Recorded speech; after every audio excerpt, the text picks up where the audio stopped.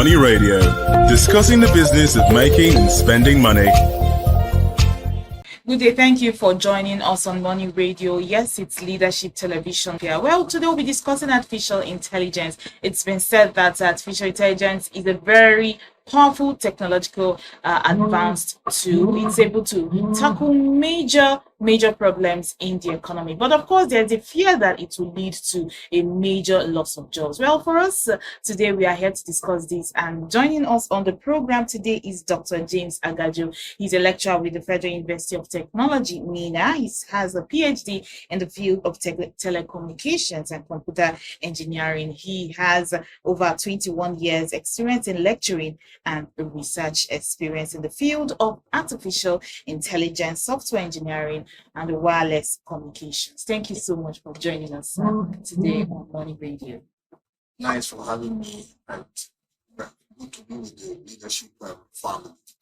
Once again, I'm Professor James Agajo. All right, thank you so much, sir. You heard what I said in the beginning of the program. Experts say that there's a lot artificial intelligence can do for the Nigerian economy, but on the other hand, there's also the fear of the loss of jobs. What do you have to say about that? Yes, I think I've said that a couple of times with regards how AI is going to interface with our normal lives, day-to-day lives, what we do. Presently, as you all know, it's a paradigm we have to shift into. There's no doubt about it that the world has been taken over, has been gradually taken over by this scenario. So it's a movement, and everybody needs to embrace it. At the moment, so many changes. You're going to be experiencing different type of change as regards the incursion of the field of artificial intelligence. More so than ever since the era of digital transformation, the world has never been the same again. We've had cause to change the way we do things, our careers, our domestic activities, and a whole lot of other departments.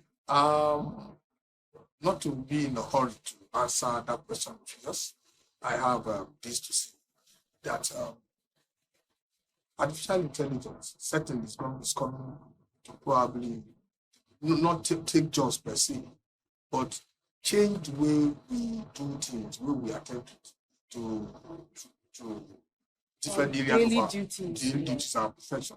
Like you sitting down here, I said, you will have this opportunity of going beyond the level you are. How? To the other man, the person sees it as your job being taken over, but in the real context, you actually going beyond where you belong now. With AI, some other tools will be doing this job for you, not be doing it. But I would be seated at home. That is the downside of Machines it. need to be controlled. I would be on my bed Machines need to be now, and the controlled. machine would be here talking for me. Machine can work completely autonomously. So it's going to be another layer of jobs to intern for. Okay, someone will be controlling the Yes, machine. yes. All right. Probably upskill and be up there. And the machine will be down there doing. You can't pass this level. That's what it's saying. Okay, the machine is telling me I've gone past this level. I can do the job for you. All right. So, do we have the right to be scared when it comes to AI? Yes, for whatever new entrant. You see, there are two things. Man, as a being, is always not comfortable, living his comfort zone. What we're doing now is as a result of the fact that this is what the world is gradually embracing, and some persons are forced to do their position to embrace it. Otherwise, you'll be left behind. Otherwise, some persons will probably, long before now, stable in the Stone Ages will be now. I tell you, it's all well. But when you see the world we are in, it's a competitive world. A whole lot of things are happening around you, and it's either you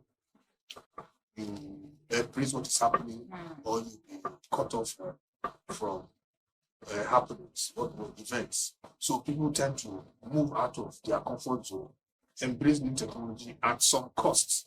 Okay. But the benefit. At some cost. Yes, at some cost, Yeah. certainly. At some cost. At some cost. But the Because benefit there. lots of jobs.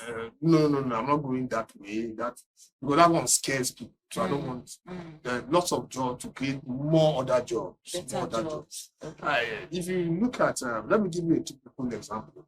If you see most of actually, let's go to the movie industry where you probably are close to.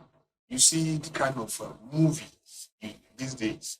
They are most often AI driven, some virtual and augmented reality stuff coming in. You get to see humans being simulated, as if but to see the interaction of humans and simulated machines. And you need to wonder, how is it happening when these things look as if you unimaginable. Something you see in your dreams. Yeah, fantastic. You get to see it physically. Yeah, it's like from fiction to reality. You get to see things you normally imagine. You're seeing them being the movie as if it's something that is happening. Yes, something is happening there. A lot of jobs have been created there. Maybe some of the actors who probably normally when you watch films, movies, you see 1,000 actors. What is going to cost you to get 1,000 actors together? You know what's going to be. But now you don't need all of that again because you can kind of simulate actors as if they are humans and augment them with real physical actors. Yes, and you see things happen. In the course of doing that, a whole lot of jobs have been created. When you see the cast in most movies, at the end of the movie, you get to see a whole lot of director for maybe virtual whatever. Before you used to have probably one director for the entire movie. Yeah. Now you have different directors for virtual costumes, directors for artificial AI. So a lot of openings have actually emerged as a result of this new entrance. So really, I won't say it's the wall of the unknown, but what should be expected is that other openings are going to come that will accommodate far number of persons. People are actually looking at it. Yes, it's going to close the conventional kind of jobs we're looking at. And that's why we say we all need to upskill. Digital transformation is the way forward.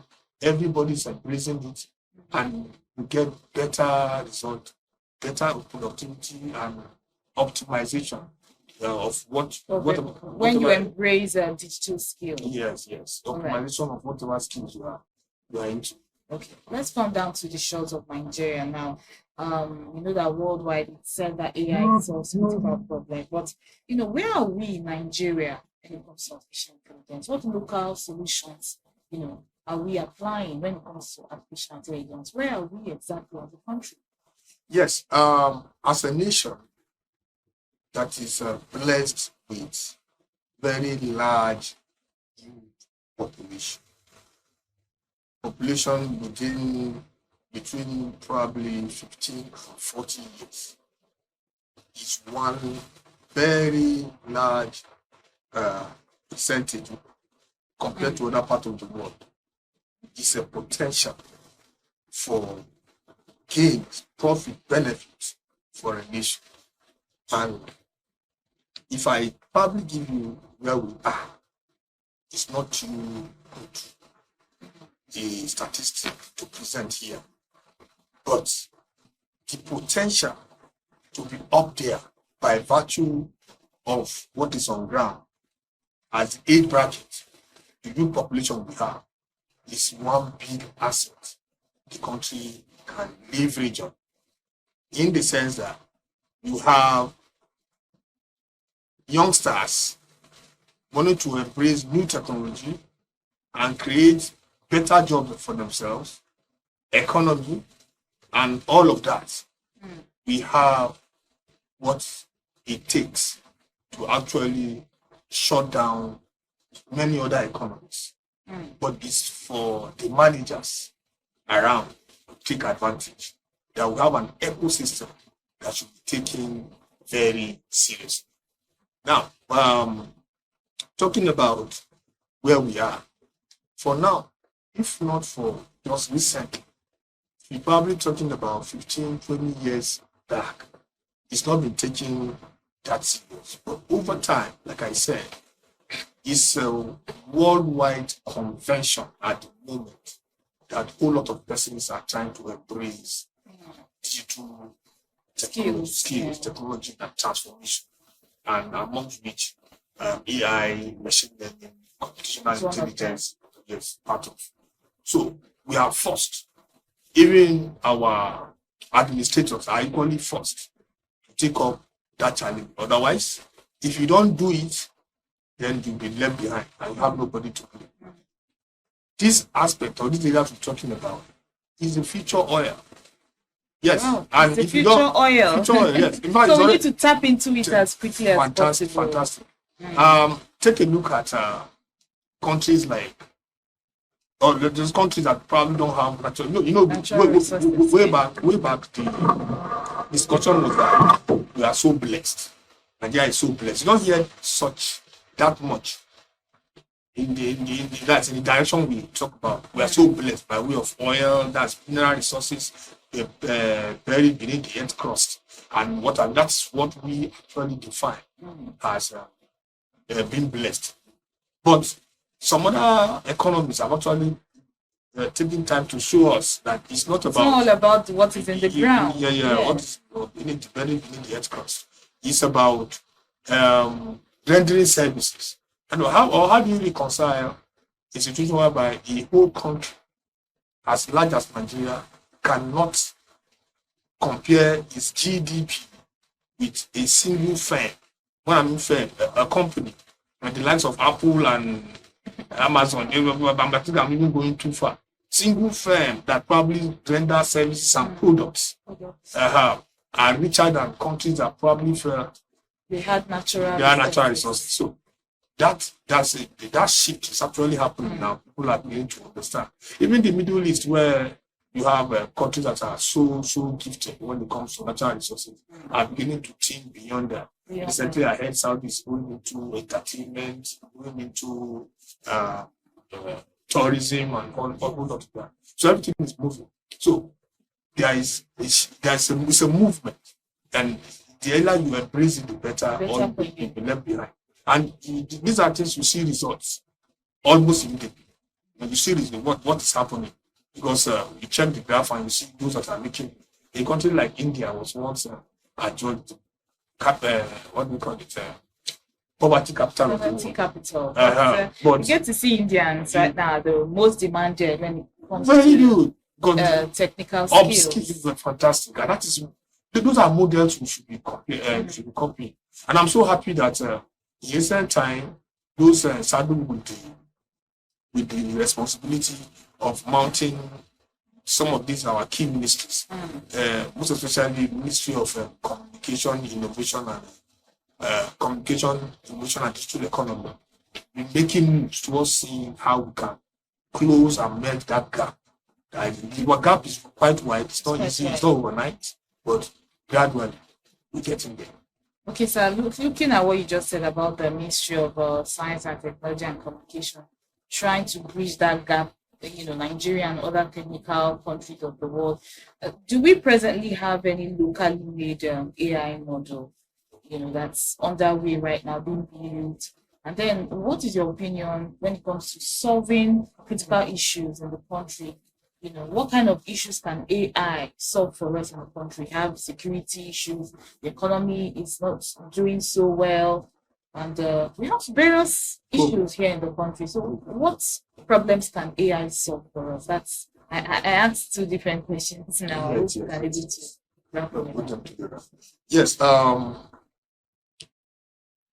Frankly speaking, what it takes to solve our problem, first and foremost, aside the aspect of technology, is the will with regards to governance. It will be so good to have very smart persons, but if you have an administration that's not willing to tap into it, you just be working all aimlessly. Yeah. So that has to be established first and foremost. And that's why I'm happy with some of the ministries and the manners of these ministries, what they're doing now. You can see the energy. A couple of days ago, I watched the Minister of Interior saying that to get your passport, Yes. nobody should ask you for everything to get a passport. Yeah. You can see. And they're actually working on delivering it to your fantastic. doorstep. I saw it. That is way. So this one alone springs hope amongst people to see that the manners are on their own sincere. Then the individual content now come. And when you collect this individual content together, a million collectively together becomes wealth for a nation. Now, going back to your question, you said the aspect of the impact on economic growth and our immediate environment. You see, these questions can be answered by almost every Nigerian. Why? If I take an example or a shot from the medical industry, you're quite aware that we're suffering the death of medical experts as a result of migration to other parts of the world. Labor migration being experienced at the moment, trying to go for greener pasture, include the Japanese and what is the ground? Some of them tell me it's not about probably maybe want to travel abroad, but because of the situation on the ground here, it's most unfortunate.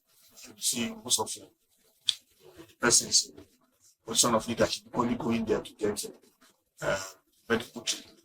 And while some of these things, ordinarily, if you put our house in order, you can get this thing working and working very well for us. So, to that effect, industries can embrace indigenous technology. At some point, even now, it's still their local content where you explore what you have within and make sure you use them to solve indigenous problems. We have them. Your universities are not just mere playstations. They are environments where problems are supposed to be attended to a great extent. But one or two things need to be done to put that place right and see results happen. Because if you say why, probably believe, if you don't believe in what you're doing, these same characters go abroad and still give results. So it is in us here. Industries, ordinarily, in the real sense of it, need to buy into our research ideas to better their products. Just like what you have, your phone set and what have you. Most of them are products of researches. And these researches, when carried out, you advance and better the products that are being that are in existence. So you can use these products can outplay their competitors in the market. The market, yeah. So in the same way, if this in the country were to be industrialized, but we are not that. When it comes to being industrialized, we all know what we suffer. We know where we are. These firms will want to optimize their product for better service delivery to their customers, and ideas on what and what should be done. Well, we go out to those who can attend to them, and they will feed these ideas and better their whatever. So, as part of the answers to your question with regards, how do we benefit positively from upskilling in this area? One, you are aware of our new population, the number of graduates who turn out of school every day, and the fact that government agencies can no longer accommodate or provide direct jobs for our youths. So the idea here is that the youth should embrace these technologies by scaling up. You have your program, your degree in school is a base for you to spring. Then whatever skills you're going to add to it, you become an enterprise in your area. Your own. Yes, let's assume you read mass comm today and you just read pure mass comm and you have a degree in mass communication. Now you are done. There are some other services you can render without probably waiting for one direct job from, and you can work from home. So there are some skills you acquire digitally and use it to advance other platforms, and other platforms you want to subscribing to. So on your own, you've created one small industry around you. So when you have your type in millions based on the, at the end of the day, it's well for the nation. And I have this practical experience to share. I have students in my university who ordinarily are the youngsters, 200, 300, 200, 400 level, and actually doing wonderfully well. They've been able to upskill even while in school, attending to various problems in school, and that has actually spurred their confidence to attend to problems at international level. Exactly. And I won't shock you because it's reality. They are being paid. Some of them are being paid from 3 different countries. So I don't think their parents need to give them any money. I have them as I speak now. I think I have one who ordinarily is a wizard when it comes to blockchain and other written applications that you can use blockchain to secure. And I have another one that is into generative AI. This other aspect of something like the likes of ChatGPT. And I have one working on this digital twin, this stuff like hologram, where you repeat images. Working on that. Wow. So, and then they have the enabling environment, the encouragement. That is where from the school. Yeah, you need a mentor. I actually mentored them. You need a mentor, and what I did in my own case was that I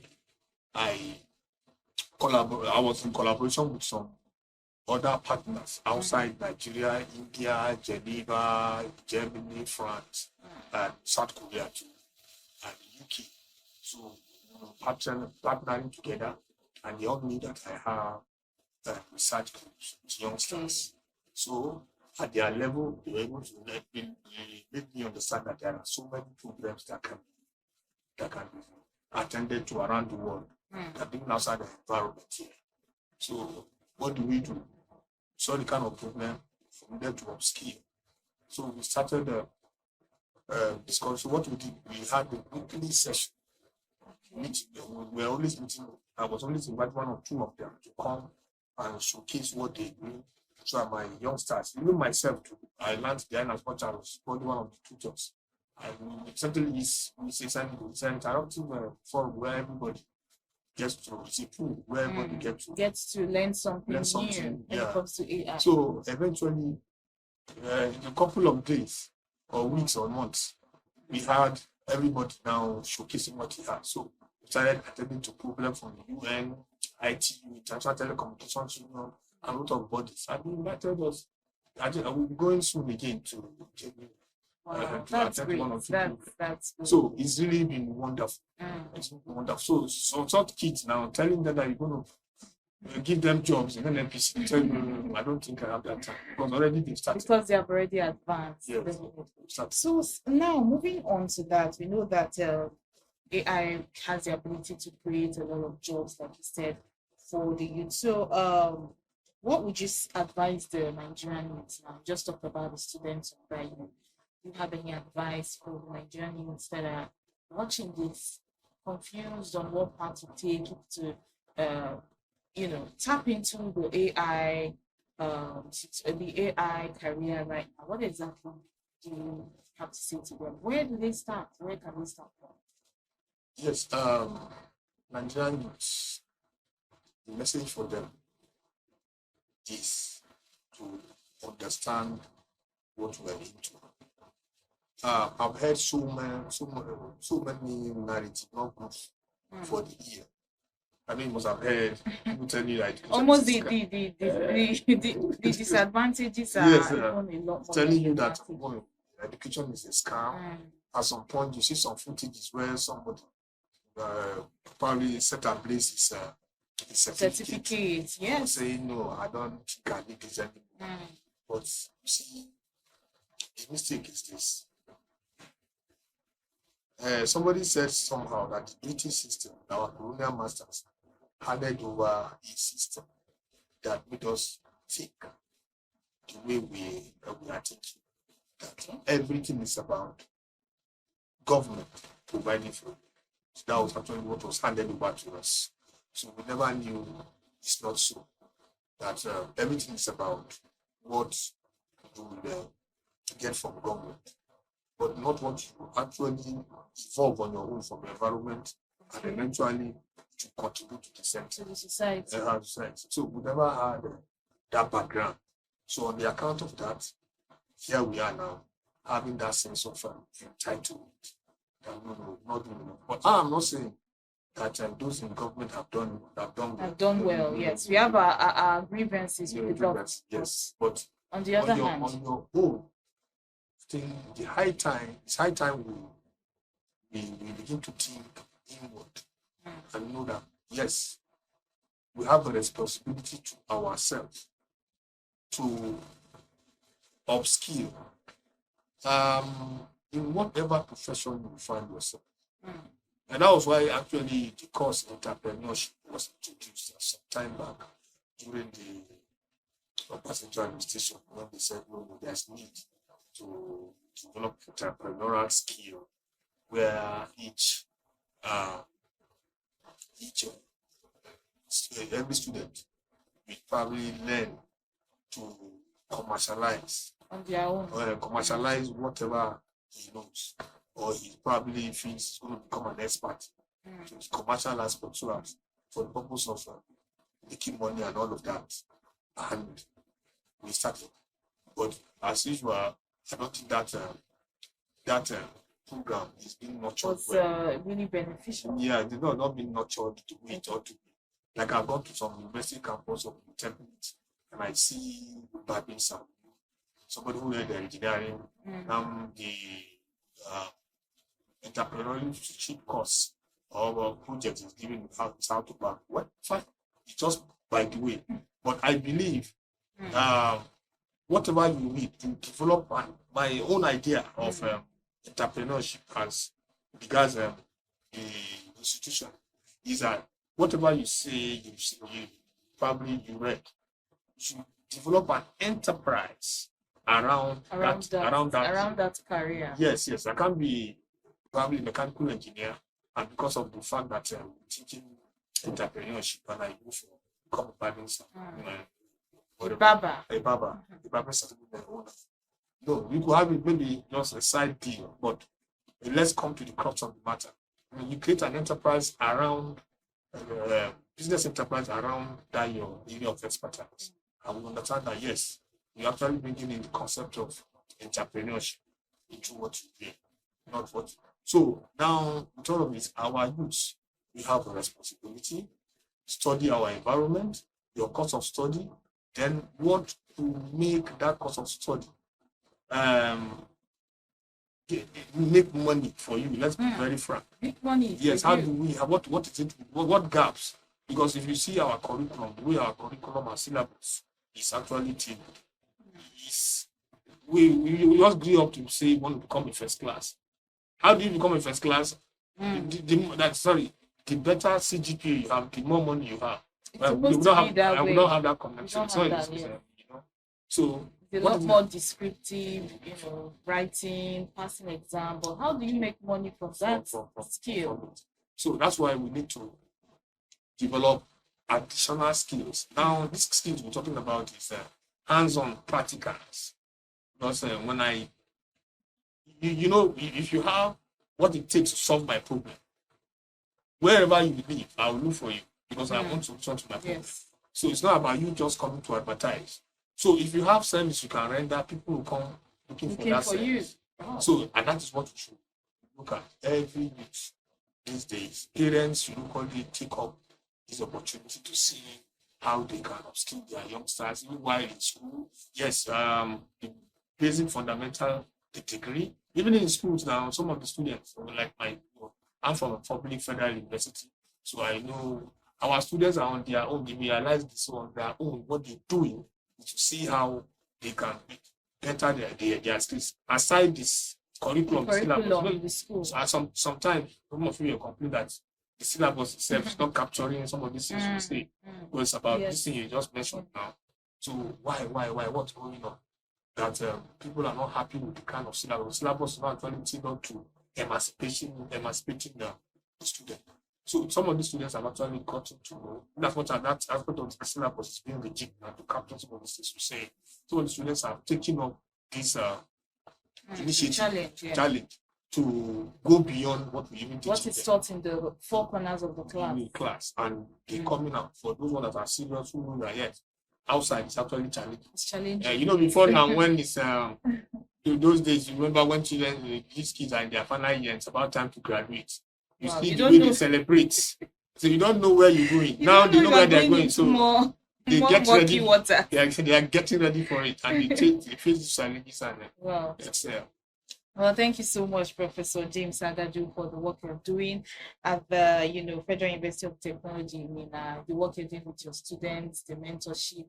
I want to say more grace to your elbow, and may you continue to progress as you help the youths in the advancement of artificial intelligence and technology and all of that. Thank you so much for joining me. Thank you. Well, that's what we have today on Money Radio on Leadership TV. My name is Cynthia Onado. Join us next week. We'll be back with more. Thanks for watching. Thank you for watching. For sponsorship and advert placements, please contact 080-3688-6158. Last Word Leadership Podcast Studio. You have the last word.